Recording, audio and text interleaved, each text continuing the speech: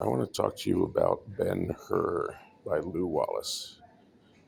Before I do, I want to explain why the tenuous link that is driving me to film here at the Jim Thompson Gallery. As you can see the beautiful silks. He was a silk baron here in Thailand and disappeared. And I have a separate video on his disappearance. Beautiful silk. And it was used to costume the actors, including Gun Nut Charlton Heston, in Ben-Hur the movie. Not sure if it's had its modern remake like everything else. I think it has. Anyway, one of the most expensive movies ever made at the time, and some of that money was spent on these beautiful silks here. That looks like a murder board. All right, so I want to talk about censorship. I want to get off of canceling as quickly as possible. Let's admit that state is sometimes on the wrong side of history. Various people are unprosecutable for various reasons. Laws are not always up to date with the society's sensibilities, etc., etc. So there may be necessities for other ways to address societal injustices that don't rise to the level of criminal. Although in that case, one has to think about that, and I think you know change that if that's the case. Or in a case where it doesn't rise to that, or for whatever reason the state is not able to handle it, sometimes we use, for example, economic sanctions. I am a big fan of them. They toppled apartheid.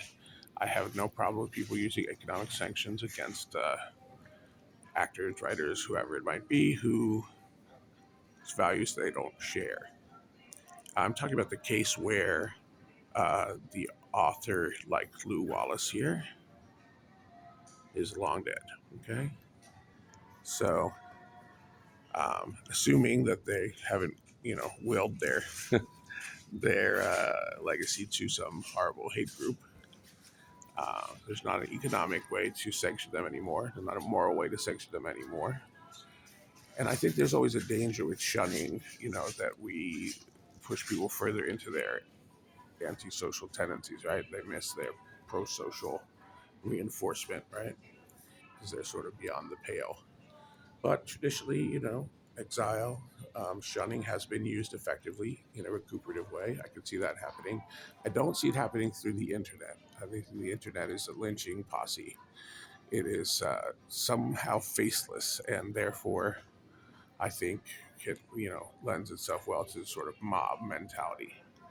So, talking about censorship because, and I'll give you an example. I was a volunteer in a school in Belize. No, sorry, Honduras. uh, and they got a lot of donated books for the school. And one of the teachers, found a Kipling and threw it out. Now, those are all silk, those different countries.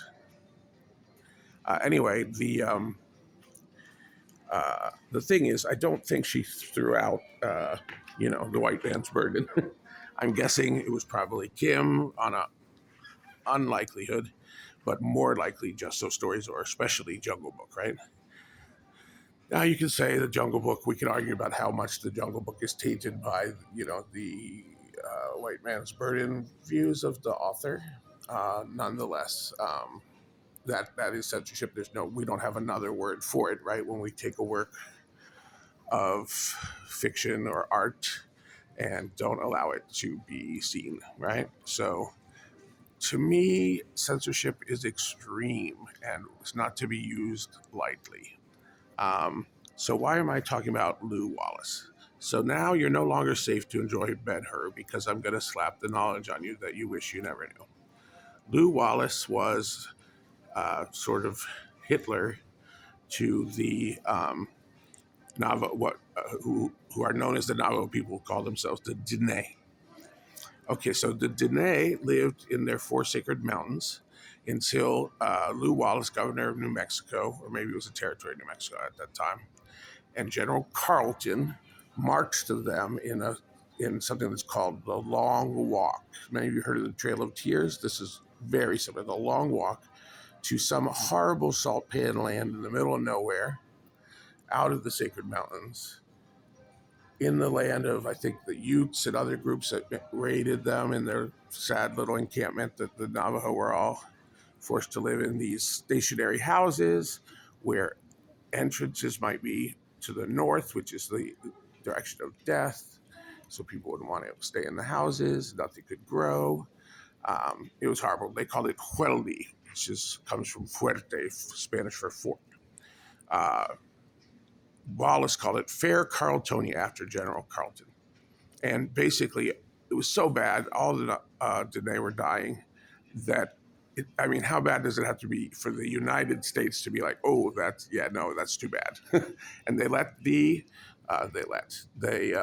they rectified the situation, and the Dene returned to their lands in the Four Sacred Mountains, where they are today, one of the largest Indian nations in the States.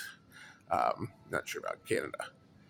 So now you can't think of someone sort of more evil, right, than that. That's a pretty evil legacy, this Lew Wallace, right? But he also wrote this book, Ben-Hur, about Christianity, birth of Christianity in the Roman Empire. How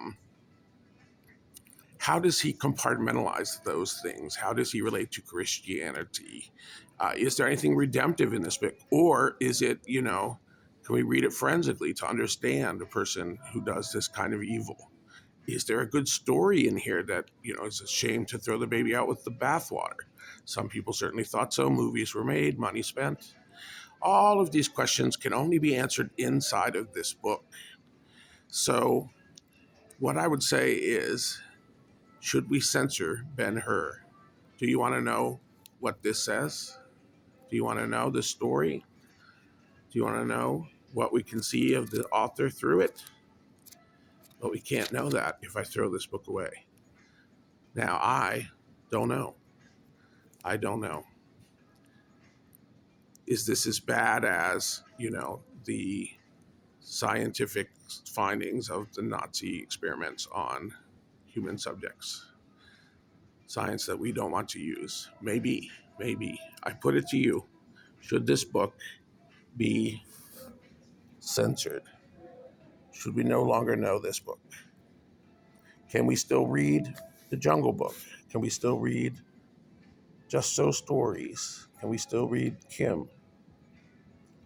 To help us understand this really complicated guy who was Kipling, who had, without a shadow of a doubt, some very damaging, I'm not going to use the word problematic, damaging ideas, and also loved India and learned languages and talked about, so much that we learned about India through reading him. We can certainly learn from other writers, Indian writers, without a doubt. But what we won't learn is about colonialism, and how it does or doesn't enter into those children's stories. So what do you think? Should we read Ben-Hur? Should I throw it away? You tell me.